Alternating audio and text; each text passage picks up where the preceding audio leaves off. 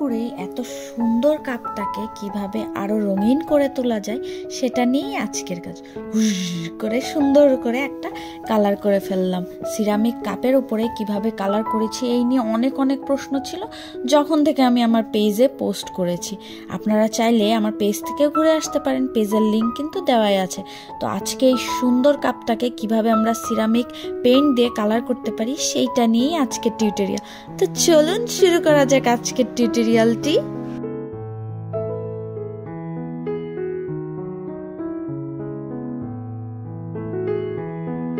প্রথমে কাপটাকে সুন্দর করে ডিশওয়াশার দিয়ে ধুয়ে নিয়ে আমি শুকনো যে গামছাগুলো থাকে সেগুলো দিয়ে মুছে নিচ্ছি। সুতি গামছা দিয়ে মুছছি, এক্ষেত্রে গেঞ্জি বা অন্য কিছু দিয়ে মুছলে আমার মনে হয় যে এখানে তোলা হয়ে থাকে, আপনি টিস্যু ব্যবহার করতে পারেন। তো প্রথমেই আমি কাপগুলোকে সুন্দর করে কাপ অ্যান্ড পিসগুলোকে সুন্দর করে ধুয়ে নিচ্ছি এবং ধুয়ে নিয়ে মুছেও নিয়েছি, আপনারা দেখতেই পাচ্ছেন। এরপরেই আমি আপনাদেরকে একটা নতুন কালারের সাথে পরিচয় করে দিব, আর এই হচ্ছে সেই কালারটা। এটাকে বলে অ্যাক্রিলিক পেন। এটা হচ্ছে অয়েল বেসড। অ্যাক্রিলিক পেন সাধারণত দুই প্রকারের হয়ে থাকে, এক হচ্ছে অয়েল বেসড আর একটা হচ্ছে ওয়াটার বেসড। আমি অ্যাক্রিলিক যে পেনটা সেটা ওয়াটার বেসড ব্যবহার করছি না, এখানে অয়েল বেসডটাই ব্যবহার করছি। তো আপনারা চাইলে এরকম হোয়াইট বোর্ড যে মার্কারগুলো থাকে এগুলো দিয়ে ফার্স্টে মার্কিং করে নিতে পারেন বা পেন্সিল দিয়েও করে নিতে পারেন। আমার ফ্রি হ্যান্ডে করেই অভ্যস্ত, সেহেতু আমি ফ্রি হ্যান্ডেই করছি। আমি ডিরেক্ট কালারটা ব্যবহার করছি। কালারটাকে ফার্স্টে একটু শেক করে নিয়ে দেন 2-3 বার প্রেস করলে রংটা বেরিয়ে আসে। ফার্স্টে আমি ব্ল্যাক কালার দিয়ে আউটলাইন করে নিচ্ছি এবং এইটা কিন্তু সিরামিকের উপরে ব্যবহার করা যায়, তা কিন্তু আপনারা দেখতেই পাইলেন। তো এখন আমি সুন্দর করে একটা কালার ভেবে বা রং বা ডিজাইন ভেবে এখানে দেওয়ার চেষ্টা করছি। আমি কিন্তু এই ভিডিওটা যখন তৈরি করি তার আগেও কিন্তু আমার প্রস্তুত ছিলাম না যে কি ডিজাইন করব বা কেমন ডিজাইন করব। আমার যে কাস্টমার ছিল সে বলেছিল, আপু একটা সুন্দর দেখে আমাকে কাপের উপরে ডিজাইন করে দেন, যেন দেখেই আমার মনটা ভালো হয়ে যায়। তো এইটা যখন কাস্টমাররা আমাকে দায়িত্ব দিয়ে দেয় সেটা কিন্তু অনেক প্রেশারের হয়ে যায়। কেমন করব, কিভাবে করব, ভালো লাগবে কি না, আরও কত কি কোয়েশ্চেন থাকে, তাই না? তার কথা সবগুলো চিন্তা করেই কিন্তু আমাদের কাজটা করতে হয়। তো আমি কাজ তো এই যে করে যাচ্ছি, সুন্দর করে ফার্স্টে একটা হাফ ফ্লাওয়ার করে নিলাম, কারণ কাপটা কিন্তু অনেক ছোট আর উনি কাপটাকে শোপিস হিসাবে ব্যবহার করবেন। অনেকেই আস্ক করতে পারে যে এই কালারটা পার্মানেন্ট হবে কিনা। হ্যাঁ, কালারটা পার্মানেন্ট হবে, তবে পার্মানেন্ট করার জন্য কিছু tricks and tips and technique আছে যেগুলোকে অ্যাপ্লাই করলে কালারগুলো একদম পার্মানেন্ট হয়ে যায়। তো দেখতেই থাকুন আমার সাথে কালার করা বা আউটলাইন করাটাকে।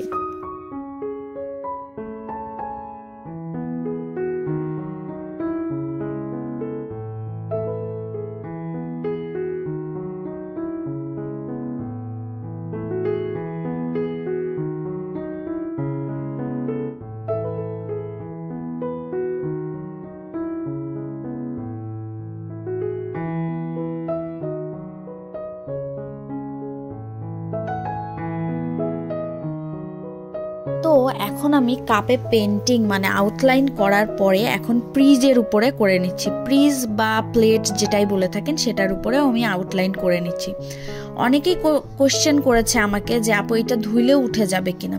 এটা ধোয়ার কিছু পদ্ধতি রয়েছে, সেক্ষেত্রে এদেশে ডিশওয়াশার রয়েছে, ডিশওয়াশারে দিলে কোনো প্রবলেম হবে না, মানে ডিশওয়াশার সেভ, এটা মাইক্রোওয়েভ সেভ। আপনারা যদি বাংলাদেশে করতে চান তাহলে সেক্ষেত্রে আমি বলবো যে এইটাকে যে আমরা যে তারের যে ঝনঝনা বা যেটা দিয়ে আমরা মাজি সেটা দিয়ে মাজার পরামর্শ আমি একদমই দিব না, কারণ এটা দিয়ে মাজলে খুব একটা দিন রংটা টিকবে বলে আমার মনে হয় না। তারপরেও যে কালারটা দিয়ে কাজ করছি এরা ক্লেম করছে যে এটা সেফ, সম্পূর্ণভাবেই সেফ এবং অবশ্যই খাওয়ার জন্য সেফ। এই জন্যই প্রিজে এবং কাপের বাইরে করেছি, কাপের ভেতরে এটা পেন্ট করা যাবে না এবং অনেকক্ষণ কিন্তু পানিতে ভিজিয়েও রাখা যাবে না, সেক্ষেত্রেও একটু প্রবলেম হতে পারে, এইটা প্রবলেম। তাছাড়া আদারওয়াইজ কিন্তু কালারটা একদম পার্মানেন্ট। অ্যান্ড পার্মানেন্ট করার জন্য টিপস অ্যান্ড ট্রিক্সের কথা বললাম না, সেটা কিন্তু লাস্টে বলে দিব। তার আগে বলে দিব, যারা আমার চ্যানেলটি সাবস্ক্রাইব করেছেন তাদেরকে অসংখ্য ধন্যবাদ, আর যারা এখনও চ্যানেলটি সাবস্ক্রাইব করেননি তাড়াতাড়ি চ্যানেলটি সাবস্ক্রাইব করে ফেলতে পারেন এইরকম টিপস অ্যান্ড ট্রিক্স অ্যান্ড সুন্দর সুন্দর ভিডিও পেন্টিং টিউটোরিয়াল দেখার জন্য। তো আমি আউটলাইন করা কমপ্লিট হয়ে যাওয়ার পরে আমি প্রিজটাকে একটু সরিয়ে রেখে এখন কাপের উপরে পেন্টিংটা করে নিচ্ছি। একটু সাবধানভাবে কাজটা করতে হবে, কারণ আউটলাইন যেহেতু আগে করে নিয়েছি, আউটলাইনের উপর দিয়ে উঠে গেলে দেখতে খুব একটা ভালো লাগবে না, এবং ইয়েলো কালার কালো কালার মিক্স আপ হয়ে গেলে দেখতেও খুব একটা ভালো লাগবে না। আমি এখানে লেমন ইয়েলো কালারটা ব্যবহার করছি। রঙগুলো কিন্তু প্রচণ্ড ভাইব্রেন্ট, আপনারা দেখতেই পাচ্ছেন। একটুখানি ব্যবহার করাতেই কিন্তু হয়ে যাচ্ছে, আমাকে কিন্তু অনেক খাটনি করতে হয়নি। এবং বলতে পারেন যে আপু আমাদের বাংলাদেশে তো এই রং নেই, তাহলে কিভাবে আমরা কাজ করব?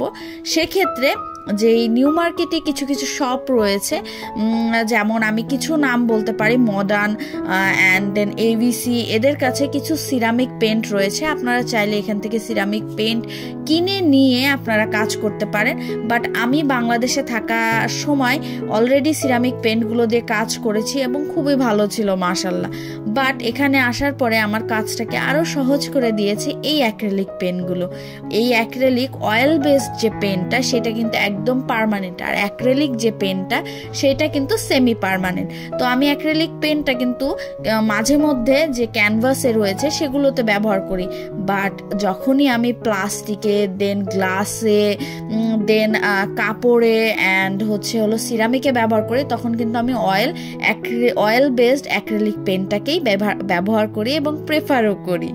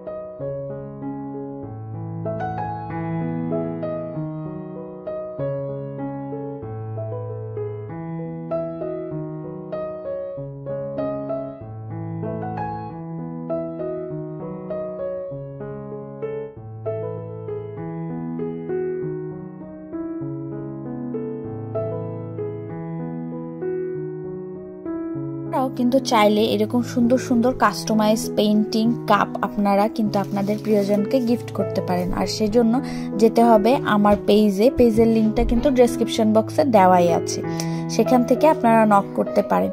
তো এইটা যেটা ছিল কাপটা আমরা প্রোভাইড করেছি, কেউ যদি চায় তারা কাপ প্রোভাইড করতে পারে, বাট আমি পরামর্শ দিব যে কাপটা আমি দিলে বেটার হবে, কারণ ডিজাইনটা কোন কাপের উপরে কেমন ভালো লাগবে এইটা আমি একটু ভালো বুঝতে পারি, যার কারণে তো আমি যে কাপটা দিয়েছি এটা অনেক ছোট ছোট দুইটা কাপ ছিল, কারণ আমি যে বললাম আমার কাস্টমার যিনি ছিল তিনি কাস্টমাইজড করে তো নিয়েইছেন, তার সাথে আমাকে বলেছেন উনি এটা ডেকোর করে রাখতে চান, উনি এটা ব্যবহার করবেন না, যার কারণে ছোট্ট ছোট্ট দুইটা কাপ সেট এখানে আমি ব্যবহার করেছি বা পেন্টিংয়ের জন্য আমি ব্যবহার করেছি। তো ফার্স্টে আমি পেন্টিং করে নিলাম, মানে ফ্লাওয়ারের যেই পাপড়িগুলো রয়েছে সেগুলোকে কালার করে নিলাম। এখন আমি একটু রেনু করে নিচ্ছি।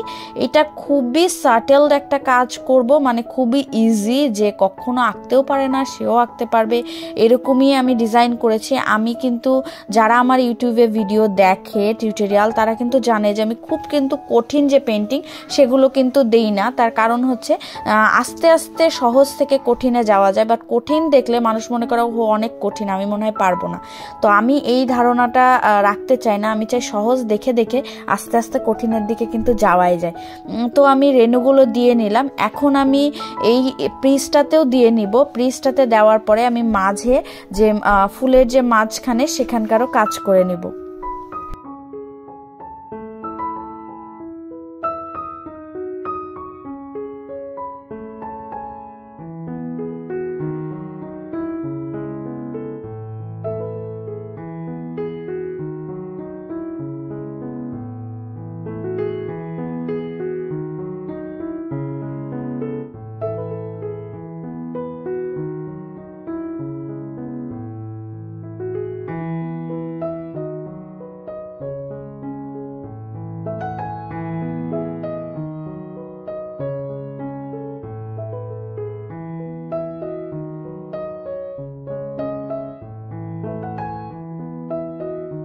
তো এখন বলতে পারেন যে আপু কিভাবে এইটাকে আমরা পার্মানেন্ট করতে পারি। এটার জন্য যে ইলেকট্রিক ওভেন থাকে সেখানে আপনাদের কাপের সাইজ এবং আর্টের সাইজ অনুযায়ী আপনারা সেখানে হিট করে নিতে পারেন। এই হিট করলেই কিন্তু কালার একদম পার্মানেন্ট হয়ে যায়, এবং হিট করার পরে আবার একটু মোছার প্রয়োজন পড়ে, যেটা আমি এই ভিডিওতে দেখাইনি। আপনারা চাইলে ওইটা নিয়ে আলাদা একটা টিউটোরিয়াল করা যেতে পারে। তো এই ছিল আজকের আমার টিউটোরিয়াল। আপনাদের কেমন লাগলো জানাতে ভুলবেন না। আর যে কোনো ধরনের পেইন্ট রিলেটেড যে কোনো ধরনের কোশ্চেন থাকলে কোশ্চেন কিন্তু করেই ফেলতে পারেন আমার কমেন্ট সেকশনে। তো এই তো, আপনাদের কেমন লাগলো অবশ্যই অবশ্যই বলবেন।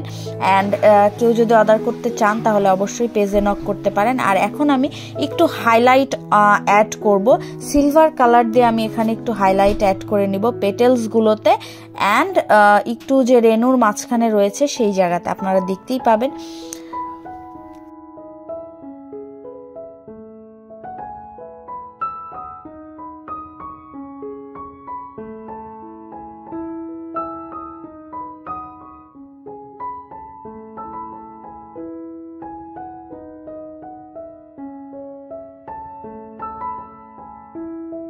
আজকের মতো বিদায় নিচ্ছি আমি মাহুয়া। চলে আসবো অন্য কোনো টিউটোরিয়াল নিয়ে। আল্লাহ হাফেজ, আসসালামু আলাইকুম। আর জানাতে কিন্তু ভুলবেন না কেমন লাগলো আপনাদের টিউটোরিয়ালটি।